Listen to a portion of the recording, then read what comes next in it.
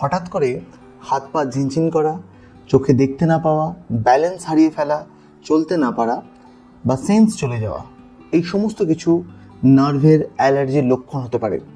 আর রোগটার নাম multiple sclerosis এবং associated রোগ যেমন এনএমও বা মগ।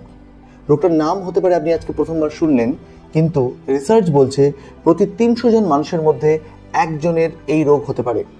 গোটা পৃথিবীতে এই পর্যন্ত 30 লক্ষ মানুষ এই রোগের শিকার। এই রোগের পরিপূর্ণ চিকিৎসা, রোগ নির্ণয় এবং রোগকে নির্মূল করার বিভিন্ন ব্যবস্থা আমাদের কাছে রয়েছে, বিভিন্ন ওষুধ, ইনজেকশন বা বিভিন্ন থেরাপি।